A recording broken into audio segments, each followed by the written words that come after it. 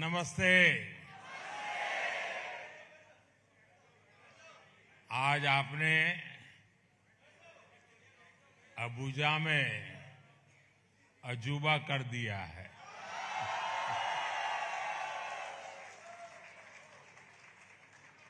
Abuja में अद्भुत समा बांध दिया है और ये सब देख करके कल शाम से मैं देख रहा हूं, ऐसा लगता है मैं अबुजा में नहीं बल्कि भारत के ही किसी शहर में मौजूद हूं।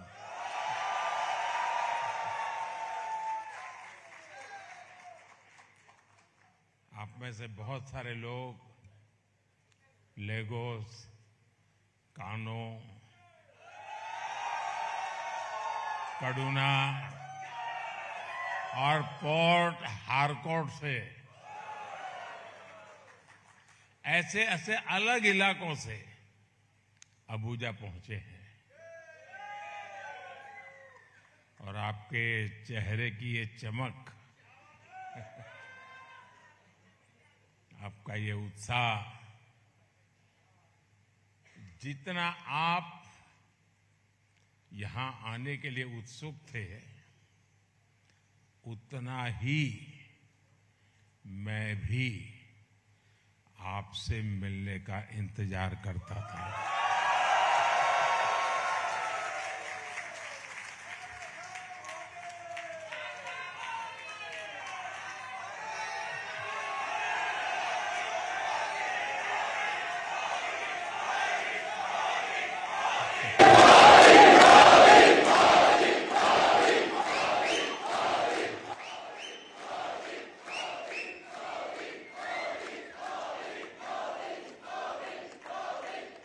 आपका ये प्यार, ये स्नेह, ये मेरे लिए बहुत बड़ी पूंजी है।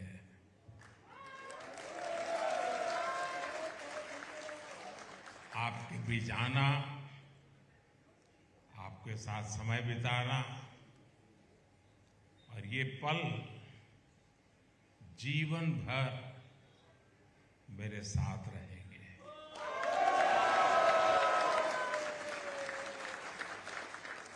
साथियों, प्रधानमंत्री के तौर पर ये मेरी पहली नाइजीरिया यात्रा है।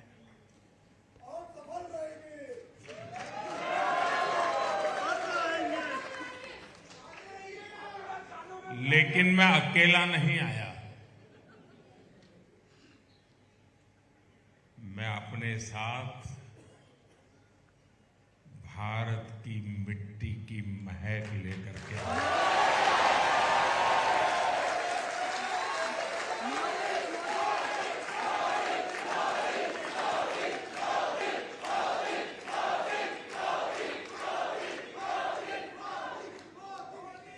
और करोड़ों करोड़ों भारतीयों की तरफ से आपके लिए ढेर सारी शुभकामनाएं लेकर के आया।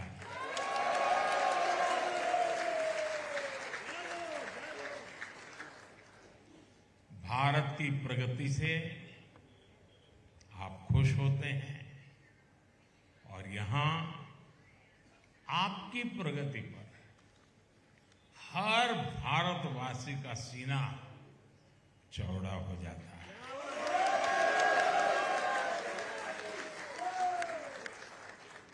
चौड़ा होने के कितना होता है? कितना?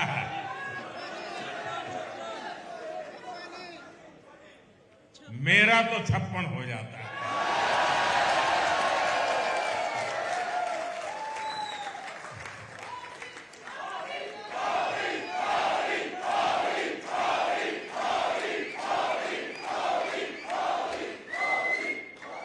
साथियों, मैं आज अभी प्रेसिडेंट टिनुबू का और नाइजीरिया की जनता का भी विशेष आभार व्यक्त करना चाहूंगा। जिस प्रकार का यहां स्वागत हुआ है वो अद्भुत है। और कुछ ही समय पहले प्रेसिडेंट टिनुबू ने मुझे नाइजीरिया के नेशनल अवार्ड से सम्मानित किया।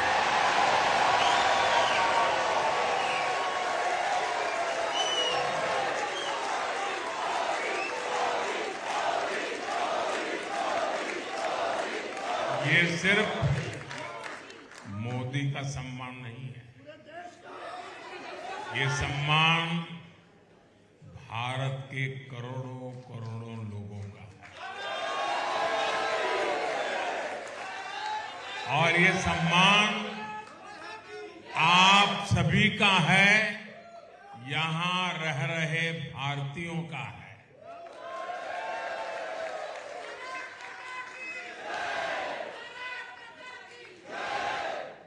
साथियों, मैं बहुत ही नम्रतापूर्वक ये सम्मान आप सबको समर्पित करता हूं।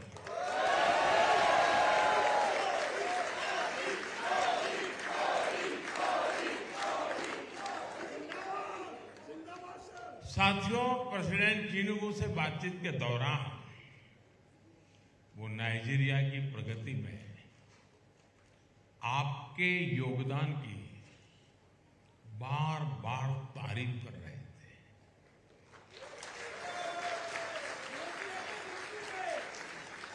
और जब मैं उनको सुनता था, उनकी आंखों में जब ये चमक देख रहा था, उस वक्त मेरा माथा गर्व से ऊंचा हो गया।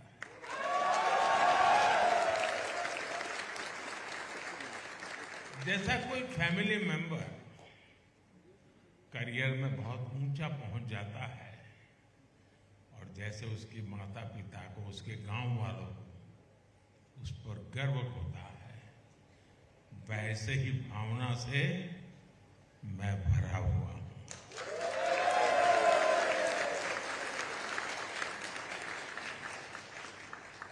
आप सभी ने नाइजीरिया को सिर्फ अपना परिश्रम, अपनी मेहनत ही नहीं दी है, आप लोगों ने नाइजीरिया को अपना दिल भी दिया है।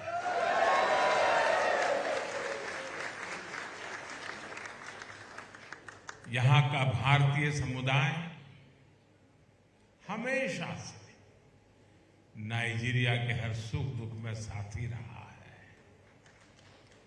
नाइजीरिया के लोग आज 40 या 60 में जो लोग हैं, उनमें से अनेक ऐसे मिलेंगे जिनको किसी न किसी भारतीय टीचर ने पढ़ाया होगा।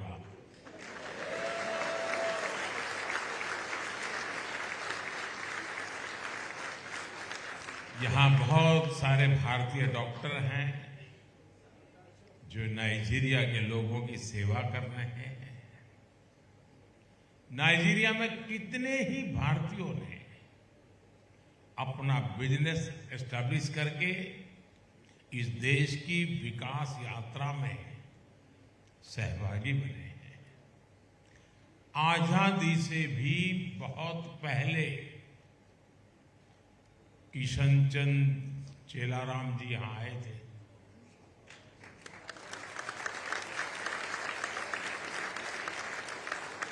तब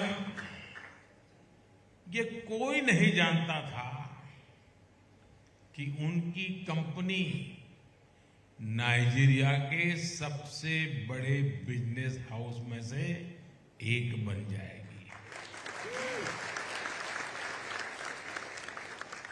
आज भारत की अनेक कंपनियां नाइजीरिया की पूरी इकोनॉमी को ताकत दे रही है। तोलाराम जी के नूडल्स,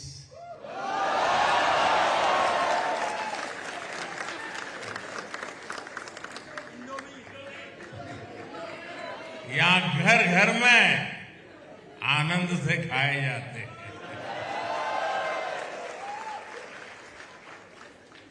तुलसी चंद राय जी की फाउंडेशन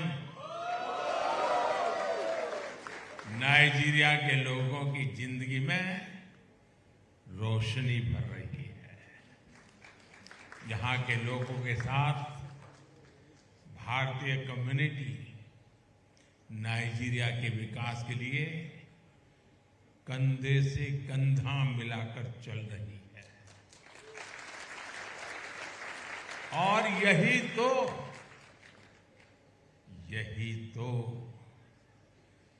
भारत के लोगों की बहुत बड़ी ताकत है, भारत के लोगों के संस्कार है।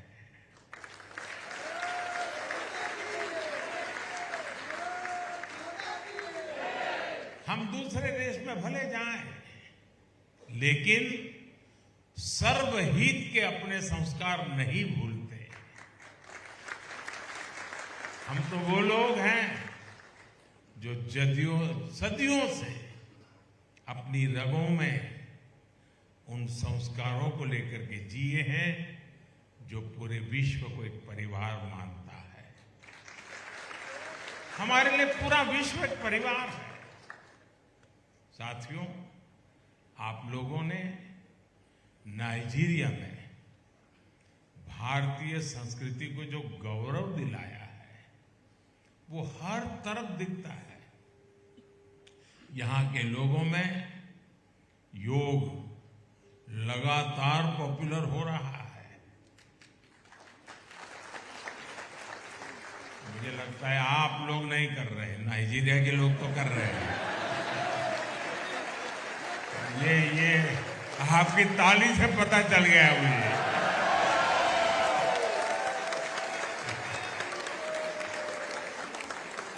देखिए साथियों, पैसे कमाइए, नाम कमाइए, जो कमाना है कमाइए, लेकिन कुछ समय योग के लिए भी तो लगाइए।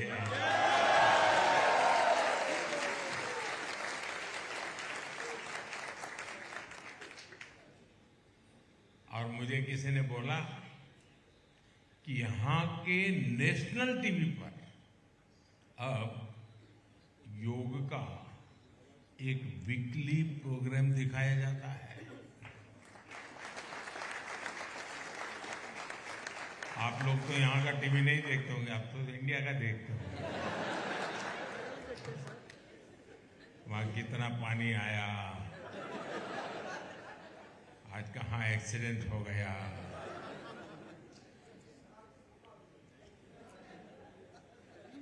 और यहाँ नाइजीरिया में हिंदी भी बहुत पॉपुलर हो रही है।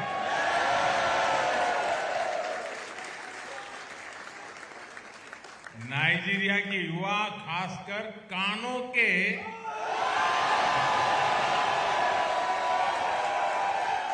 काफी स्टूडेंट हिंदी सीखते हैं।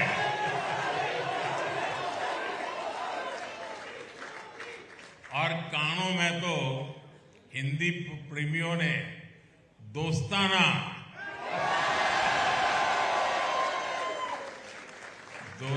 नाम का एक ग्रुप भी बना लिया, यहां मौजूद है। और इसलिए जब इतना ज्यादा दोस्ताना है तो फिर भारत की फिल्मों से दोस्ती होना भी बहुत स्वाभाविक है।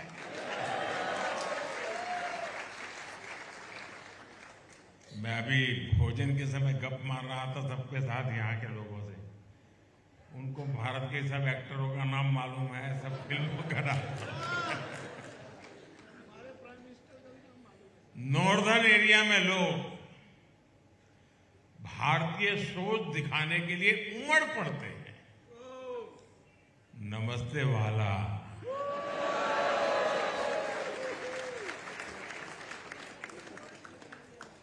ये वाला शब्द समझ आ जाता है लोगों को। ये मूलतः गुजराती शब्द है, मारा वाला।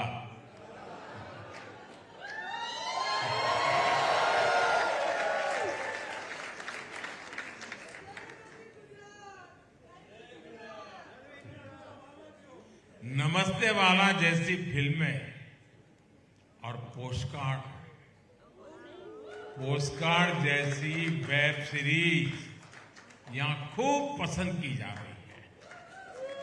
साथियों, गांधी जी लंबे समय तक अफ्रीका में रहे थे।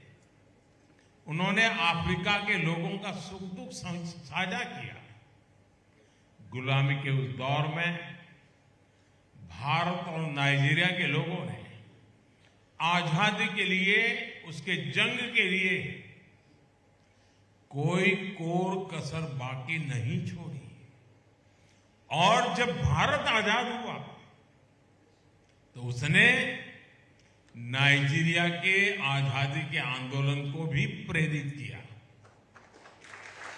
आज भारत और नाइजीरिया संघर्ष के दिनों के साथी की तरह एक साथ आगे बढ़ रहे हैं। भारत मदर ऑफ डेमोक्रेसी है।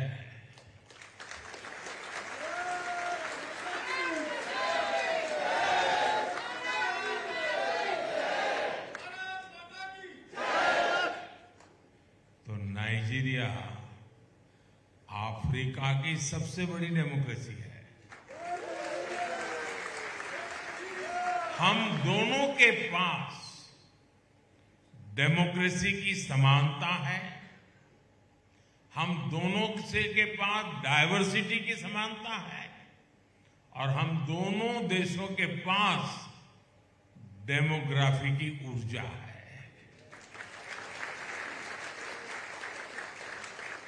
भारत और नाइजीरिया दोनों में अलग अलग भाषाएं बोलने वाले लोग हैं, रीति रिवाज मानने वाले लोग हैं। यहां लेगोस के जगन्नाथ जी भगवान, यहां भगवान वेंकटेश्वरा, गणपति दादा,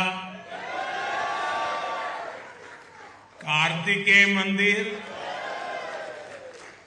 डायवर्सिटी के प्रति नाइजीरिया के सम्मान के प्रतीक है।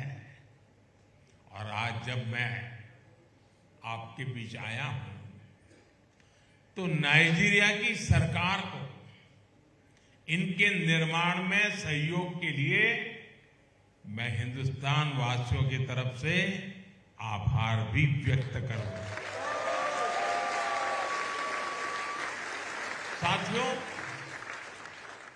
भारत जब आजाद हुआ था तो अनेक प्रकार की चुनौतियां थी। आजादी के बाद हमारे पूर्वजों ने उन चुनौतियों से बाहर निकालने के लिए अनेक अथक परिश्रम किया। और आज भारत की तेज प्रगति की चर्चा पूरी दुनिया में हो रही है। हो रही है कि नहीं हो रही है? आपके कानों पे आता है कि नहीं है? जो कानों पे आता है वो जुबान पे आता है कि नहीं होता है? जो जुबान पे आता है वो दिल में बसता है कि नहीं बसता है? भारत की उपलब्धि पर हम सभी भारतीयों को गर्व होता है।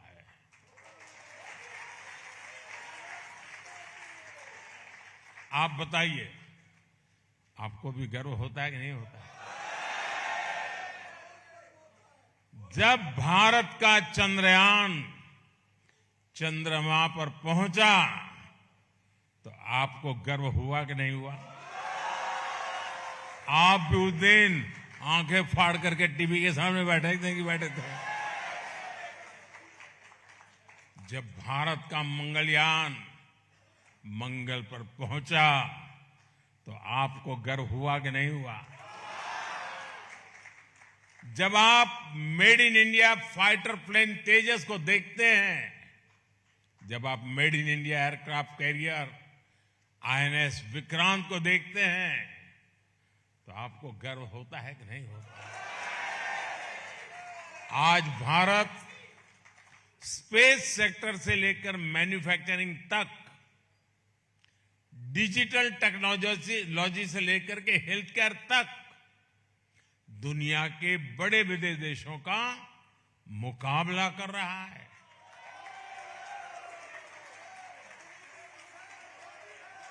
आप सभी जानते हैं, गुलामी के लंबे कालखंड ने हमारी इकोनॉमी को तहस नहस कर दिया था। चुनौतियों से लड़ते हुए आजादी के बाद के 60 साल में, 6 दशक में भारत की अर्थव्यवस्था ने $1 ट्रिलियन का पड़ाव पार किया।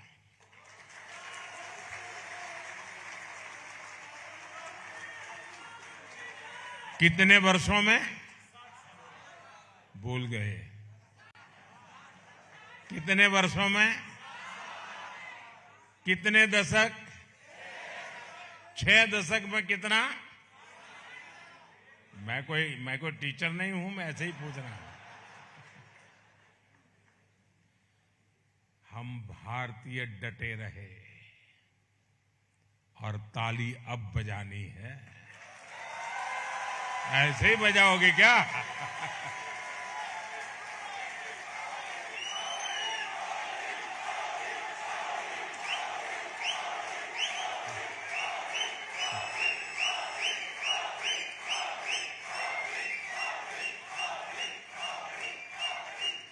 आपने ताली तो बजा दी, लेकिन कारण तो मैं अब बताऊंगा। 6 दशक में क्या हुआ वो आपने अभी ताली बजाई, अब ताली डबल बजानी पड़ेगी। बीते 1 दशक में भारत ने अपनी जीडीपी में करीब $2 ट्रिलियन और जोड़ दिया।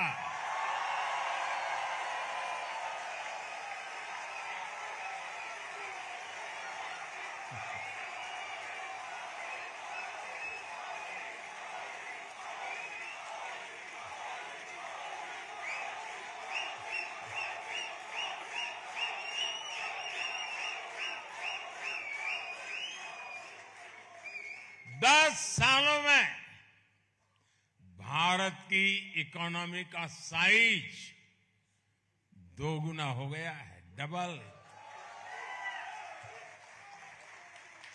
आज भारत दुनिया की 5वीं सबसे बड़ी अर्थव्यवस्था है। याद रहेगा ना? कितनी?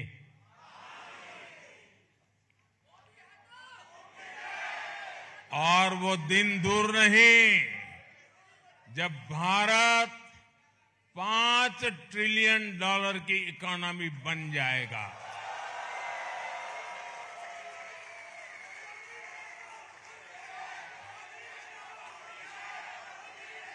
जब भारत दुनिया की तीसरी सबसे बड़ी इकोनॉमी बन जाएगा। साथियों, हम अक्सर सुनते हैं कि जो लोग अपने कंफर्ट जोन से बाहर निकलते हैं वही कुछ बड़ा कर पाते हैं। अब ये बात आपको समझाने की जरूरत नहीं है, क्योंकि आप यहां तक तो आ ही गए हैं। आज भारत और भारत का युवा इसी मिजाज से आगे बढ़ रहा है। इसलिए आज भारत नए नए सेक्टर्स में तेज गति से ग्रो कर रहा है। भारत का स्टार्टअप इकोसिस्टम, शायद आपने भी 10-15 साल पहले स्टार्टअप सुना ही नहीं होगा। मैं एक बार स्टार्टअप को प्रमोट करने के लिए कॉन्फ्रेंस बुलाई, तो तो उसमें एक 8-10 लोग थे जो स्टार्टअप वाले थे, बाकी सब तो अभी क्या है स्टार्टअप समझने वाले थे।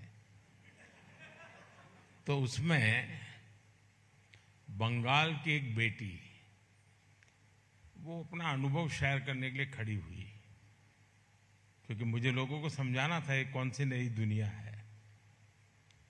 तो उस बेटी काफी पढ़ी लिखी थी, अच्छी नौकरी की हकदार थी और वेल सेटल थी।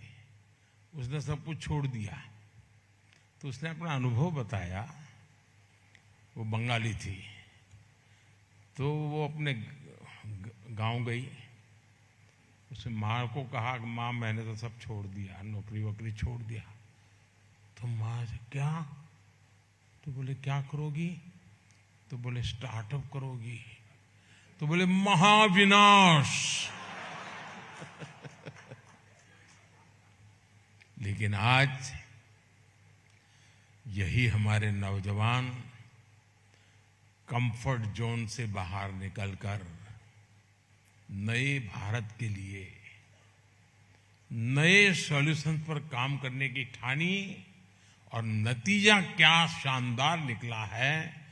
आज भारत में 1.5 लाख से अधिक रजिस्टर्ड स्टार्टअप्स हैं।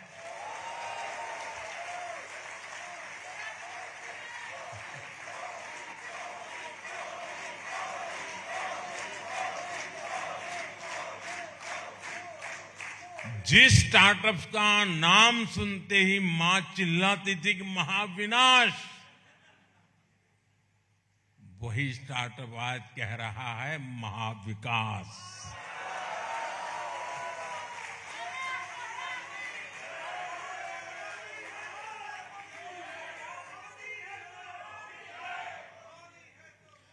दस साल में भारत में 100 से अधिक यूनिकॉर्न्स बने हैं।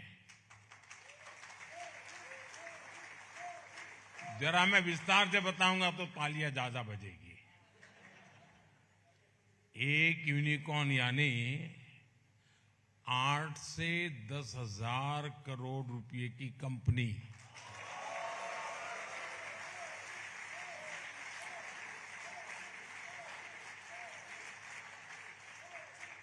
भारत के नौजवानों द्वारा बनाई ऐसी 100 से ज्यादा कंपनियां आज भारत के स्टार्टअप कल्चर का परचम लहरा रही है।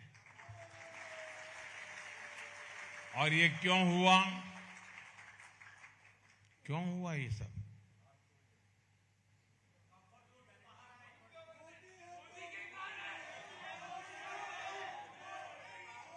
क्यों हुआ?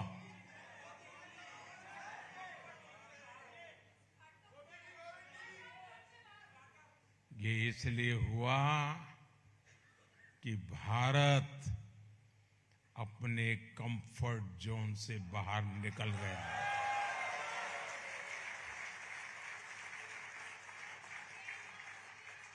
साथियों, मैं एक और उदाहरण आपको देता हूं।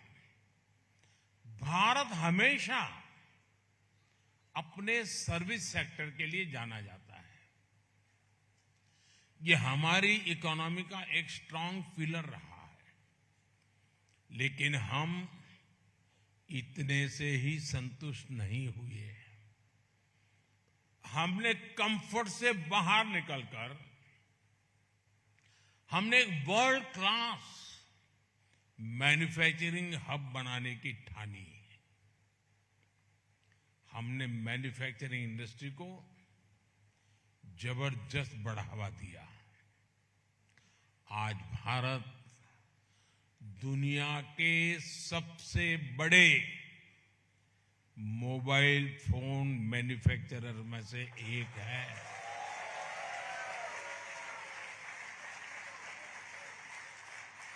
आज भारत में हर साल 30 करोड़ से ज्यादा मोबाइल फोन मैन्युफैक्चर हो रहे हैं।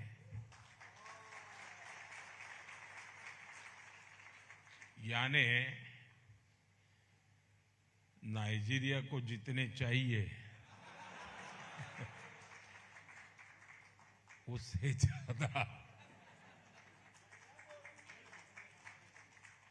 साथियों, 10 वर्ष में हमारा मोबाइल फोन एक्सपोर्ट 75 टाइम 75 गुना से अधिक हो गया है।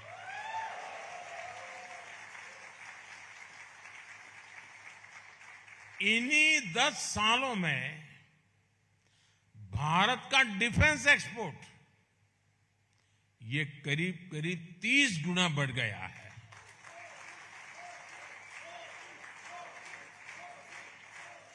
आज हम दुनिया के 100 से ज्यादा देशों को डिफेंस इक्विपमेंट एक्सपोर्ट कर रहे हैं।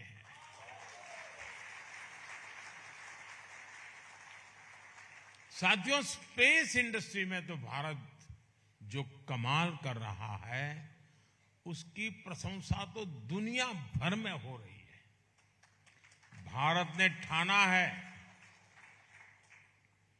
जल्द ही हम अपने गगनयान से भारतीयों को स्पेस में भेजेंगे।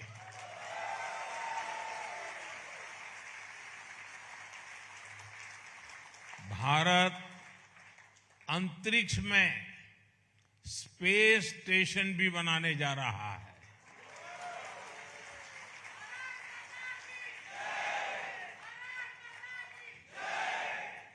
साथियों, कंफर्ट जोन छोड़कर इनोवेट करना, नए रास्ते बनाना, ये आज भारत का मिजाज बन चुका है। बीते 10 सालों में भारत ने 25 करोड़ लोगों को गरीबी से बाहर निकाला है।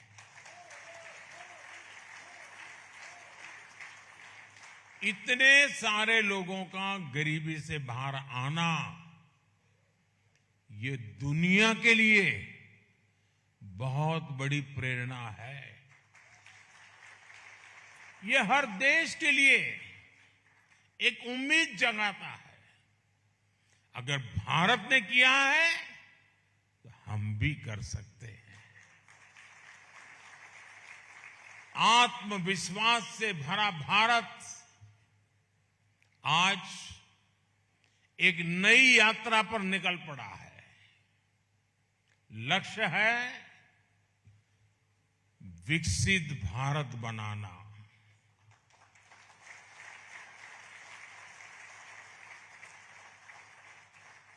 जब हम 2047 में,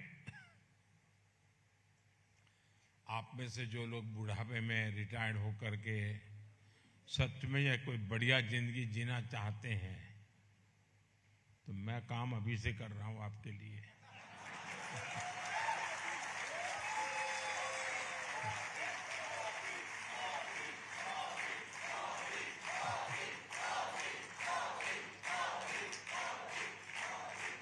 जब हम 2047 में आजादी के 100 साल मनाएंगे तो भारत विकसित हो, भव्य हो, इसके लिए हर भारतीय मिलकर के काम कर रहा है।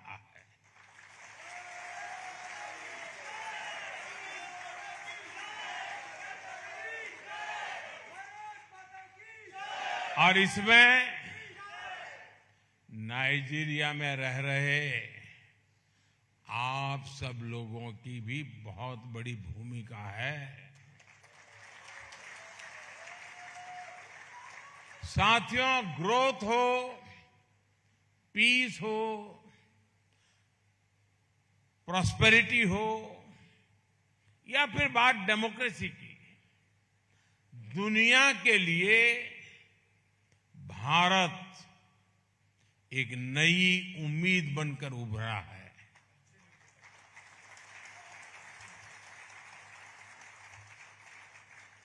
आपका अनुभव होगा, आप दुनिया में आप जहां गए होंगे, लोग आपको सम्मान की नजर से देखते हैं कि नहीं देखते हैं? नहीं, सच बताइए क्या होता है? आप जैसे ही कहते हैं ना इंडिया या हिंदुस्तान या भारत, वो हाथ छोड़ता ही नहीं है। उसको लगता है मैं हाथ पकड़ रखूंगा तो कुछ ऊर्जा मेरे पे आ जाएगी।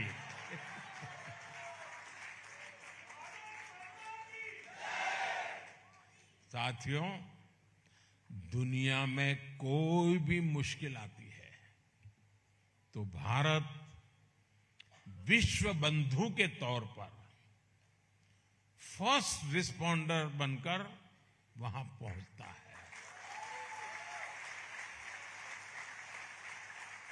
आपको कोरोना का समय याद होगा।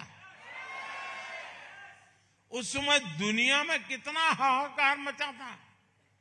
हर देश वैक्सीन के लिए परेशान था और संकट की उस घड़ी में भारत ने ठाना कि ज्यादा से ज्यादा देशों को वैक्सीन दी जाएगी। यही तो हमारे संस्कार हैं। हजारों वर्ष पुरानी हमारी संस्कृति ने हमें यही सिखाया है। इसलिए भारत ने वैक्सीन का प्रोडक्शन बढ़ाया और दुनिया के 150 से ज्यादा देशों को, यह आंकड़ा छोटा नहीं है जी, 150 से ज्यादा देशों को कोरोना के समय दवाइयां और वैक्सीन भेजी।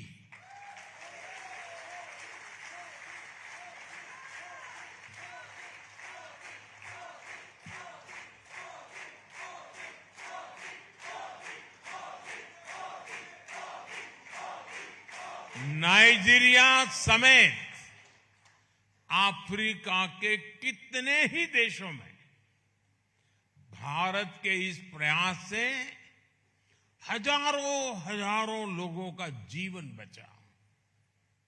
साथियों, आज का भारत सबका साथ,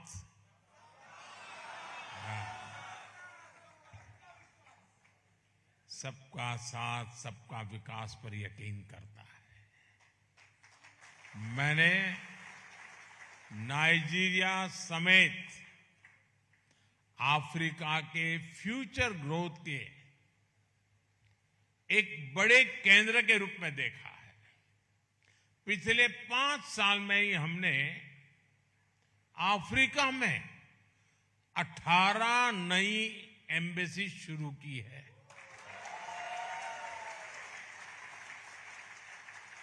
बीते सालों में अफ्रीका की आवाज को ग्लोबल प्लेटफॉर्म पर उठाने के लिए भारत ने हर संभव प्रयास किया है।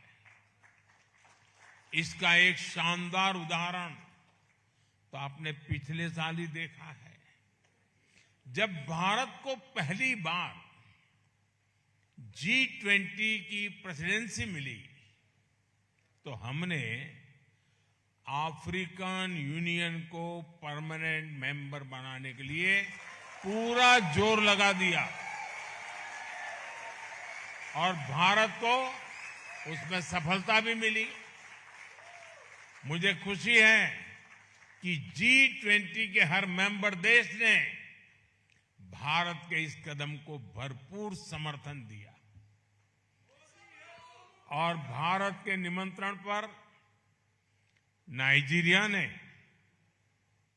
वहां गेस्ट कंट्री के रूप में पूरी शान से इस इतिहास को बनते देखा। राष्ट्रपति बनने के बाद प्रेसिडेंट टिनुबू की पहली यात्राओं में से एक भारत की यात्रा थी और G20 के लिए भारत आने वाले प्रेसिडेंट टिनुबू सबसे पहले मेहमानों से वे एक थे। साथियों, आप में से बहुत सारे लोग अक्सर बीच बीच में भारत आते रहते हैं। त्योहारों पर घर के सुख दुख में आप लोग शामिल होते हैं और इसके लिए भारत से आपके रिश्तेदार मैसेज भी करते हैं, फोन भी करते हैं। अब मैं भी आपके परिवार का सदस्य हूं।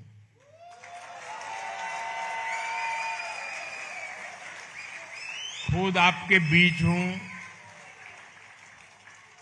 तो मैं भी आपको एक विशेष निमंत्रण देना चाहता हूं।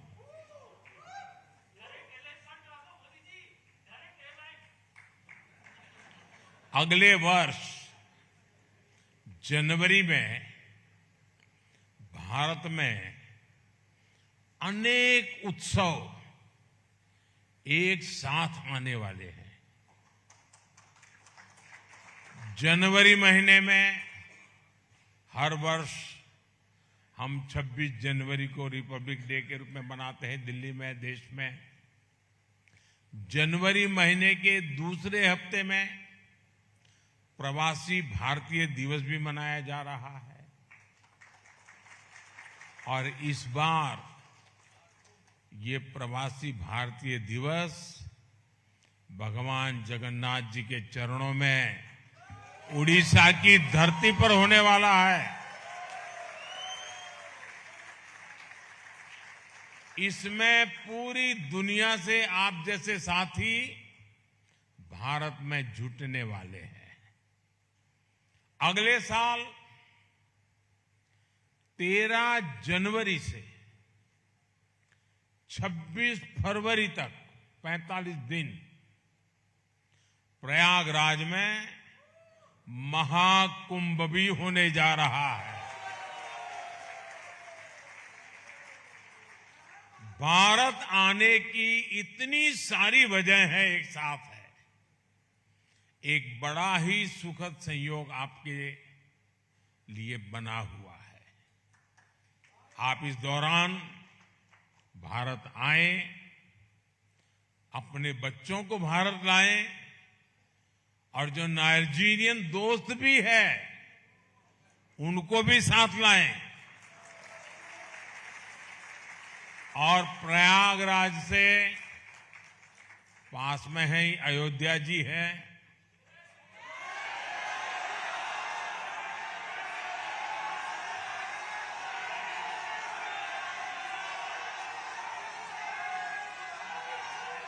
काशी भी ज्यादा दूर नहीं है। कुंभ में आए तो आप वहां जाने का भी प्रयास करिएगा और काशी में जो नया विश्वनाथ भगवान का धाम बना है, पूरा देखने जैसा है। और अयोध्या में 500 साल बाद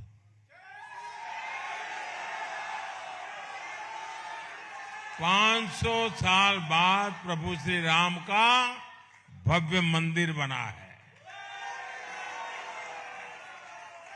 आप खुद भी दर्शन करिएगा, अपने बच्चों को भी वहां के दर्शन कराइएगा। आप जरूर प्लान कीजिए। पहले प्रवासी भारतीय दिवस, फिर महाकुंभ और उसके बाद गणतंत्र दिवस, यानी एक प्रकार से त्रिवेणी है आपके लिए। तो